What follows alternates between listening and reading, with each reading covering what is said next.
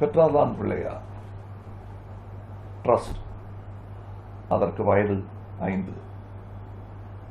அதை கொண்டாடலைனாலும் நாங்கள் ரொம்ப சந்தோஷமா பார்த்து பெருமிதத்துடன் நின்று கொண்டிருக்கிறோம். அரசாங்கங்களே 5 வருடம் தாக்கு பிடித்தால் அதை பெரிய ஒரு விஷயமாக கொண்டாடி கொண்டிருக்கும் பொழுது மக்களின் சேவையில் இருக்கும் இந்த சிறிய தொண்டு நிறுவனத்திற்கு இது பெரிய சாதனை தான். இதுல வருஷம் உங்ககிட்ட வந்து பெற்றால்தான் பிள்ளையாக பணம் கேட்டுருக்கேன். 2000 பிள்ளைகள், அதில் 179 பேர் காலேஜுக்கு போகிற வயசுக்கு வந்துட்டாங்க. இதெல்லாம் வெறும் நம்பர், எண்ணிக்கை, அவ்வளோதான். இதை சொல்லி மறந்து போயிடுவீங்க. ஆனால் இது ஒவ்வொன்றும் ஒரு வாழ்க்கை.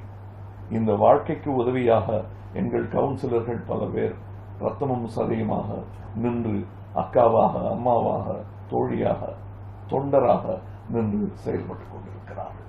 அவர்களின் வெற்றியைத்தான் நாங்கள் இன்று கொண்டாடி கொண்டிருக்கிறோம். 16 வயசுல ஒரு பையன், அவங்க அம்மாவுக்கு ஒரே மகன். அப்பா இறந்துட்டாரு. பக்கத்தில் ஒரு கவர்மெண்ட் ஸ்கூல்ல படிச்சுட்டு இருக்கான். அம்மா கிட்ட பண வசதி அதிகம் கிடையாது. ஒரு கிரஷில் வேலை பார்த்து தான் பையனை படிக்க வச்சுட்டு இருக்காங்க. நம்ம கதையில் வர இந்த கதாநாயகனுக்கு 16 வயசுல இருக்கக்கூடிய எல்லா கனவுகளும் இருக்கு. ஆனா நம்ம பையன் கொஞ்சம் வித்தியாசமானவர். அவருக்கு கனவும் இருக்கு, HIV-யும் இருக்கு.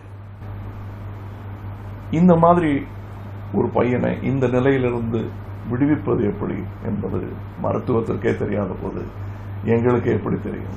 உதவிதான் செய்ய முடியும். ஏன் பெற்றால்தான் பிள்ளையா?